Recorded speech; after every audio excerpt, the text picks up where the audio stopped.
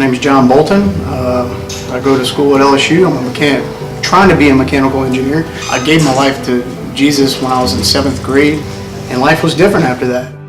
But then high school rolled around, and I started getting slowly away from him. Everybody started looking at me as the party guy.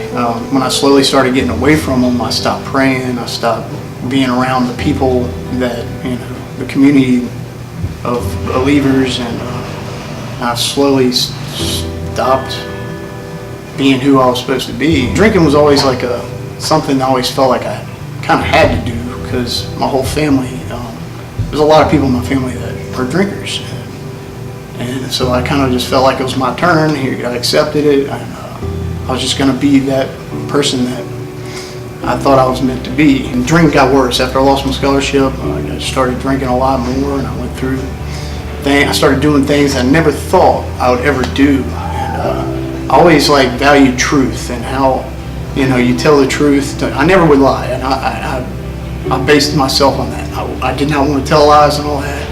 And I got myself in a situation to where I had to tell lies, and it changed me on the inside. It made me realize that this is not who I'm supposed to be, and I started using drugs, trying to fill that void, and I really, really got far away. I met this girl, and we would fight, and it was all due to my drinking and all my drug use. I would always think that she was, I just didn't have, my mind was not right, I'd always think she was against me, and I always thought everybody was against me. So I remember we got in a fight, and she told me, we fight it one more time, then it's over with, she's done. And I knew she wasn't lying. That's why she is my wife today, is because that's what I really fell in love with her, is how truthful she is, and like I said, how much I value truth. I remember that night before we were about to go to a LSU football game with her friend, and I knew if I were to drink, and I'd probably end up using drugs, we'd probably end up in a fight, and I knew I'd lose her.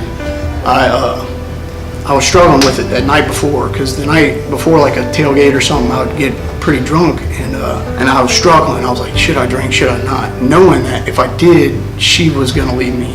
There was no doubt. And so I decided to go drink, and I went to go grab a beer out of the refrigerator, and I, for some reason, opened the fridge, and I grabbed a beer, and I heard, relax, don't do it when you want to go to it.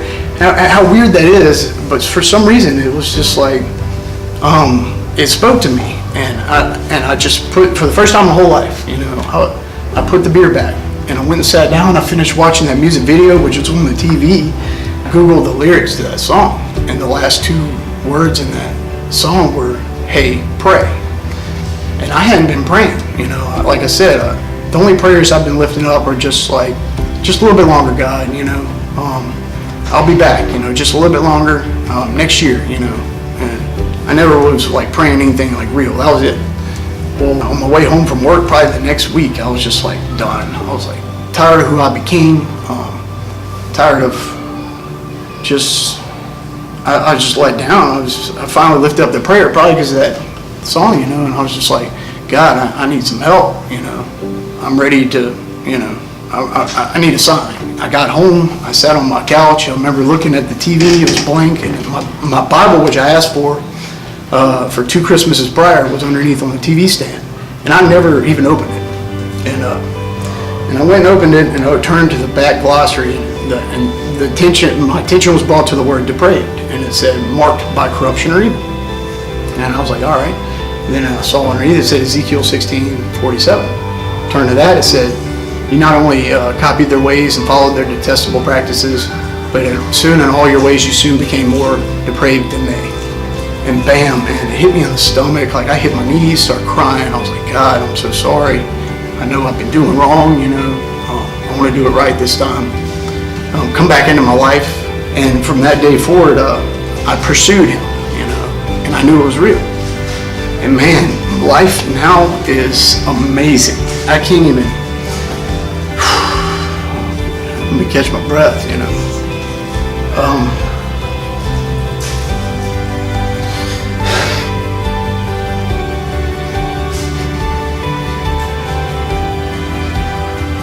what he has done for us, nothing compares. He's given me a life. He's given me a purpose I never imagined I could ever have. He's given me a wife that I couldn't, if there was an app to make a wife, I couldn't even make her even better than what he's given me. I've been sober 2 years. And I didn't even think about it until you texted me yesterday. Like how long I've been sober or whatnot. I don't think about that because sobriety is just something that comes with following Christ. Like I can even go to work now and like be in this heat all day and not even think about beer. It really shows me what God has done in my life. And He can do it for all of us. It's really a relationship that is to build that relationship. Like I said, I actively pursued Him. I found Him. And He's in my heart.